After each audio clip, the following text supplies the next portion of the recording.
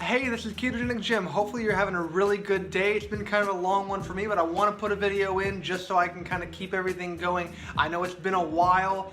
All of these videos are probably coming into a big chunk because my editor, my wife, has been out of town, so I'm just making these all by myself, mounted to my stovetop. But anyway, we're going to be doing some ketogenic keto scones. They're really, really sweet. It's a traditional English type of thing, and what they do normally is you have a cream tea with some scones, with some jam and some clotted cream. If you haven't had it, it is fantastic. It almost would be worth getting off the diet for to have some original ones in the English countryside. But in that case, what we're going to be doing is 2 tablespoons of melted butter and 2 teaspoons of artificial sweetener of your choice. What I used, I found something quite neat out of Aldi in the United Kingdom at least. They have these sweetener tablets. So this is Stevia sweetener tablets, and 1 tablet equals out to about roughly a teaspoon to a teaspoon and a quarter of stevia. So they're quite sweet. And they're about the size of a Tic Tac. They're quite handy to keep in your pocket if you want to use for coffee or teas or some sort. But pretty much, we're going to get to showing you how to do it. Okay, so pretty much on top of the sweeteners that we're going to be using is pretty much the same as the keto mug bread. It's very, very easy. You got 3 tablespoons of almond flour, and then about 1/2 teaspoon of baking powder. Then we're going to add our egg. We're just going to mix that through.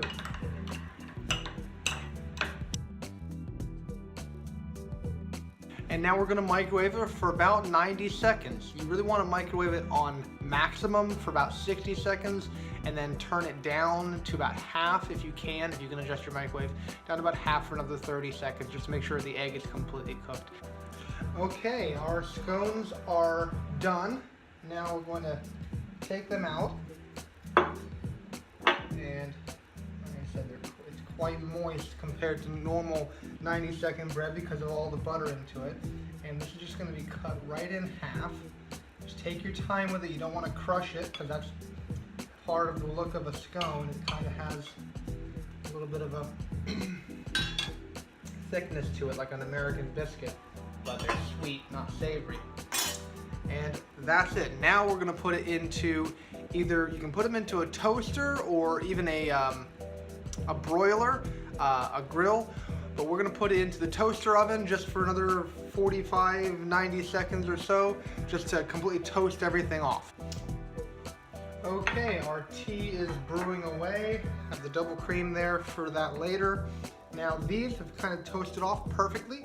Just a little kind of light, very, very light topping to it. Now, in England, they have debates on whether you put the clotted cream on first or the jam. And what I've made with the jam is very simply, I took some blackberries and I put them into the blender, and then I heated them up with some of those stevia drops, and it's nice and thick now. Not completely perfectly jelly, but you don't get that without actual canning and fermentation, which involves sugar. And I don't have any xanthan gum to thicken it up, so this is what we have, but it's perfectly fine for what we're going to use it for here. Put some jam over top.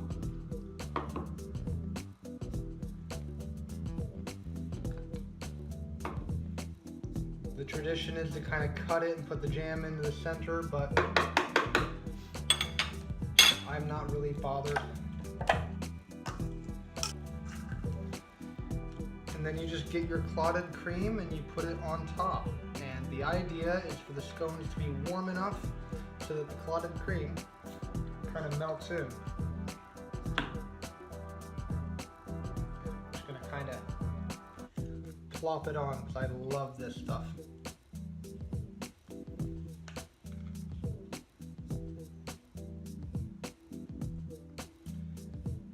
Now we're just going to add our cream into the tea.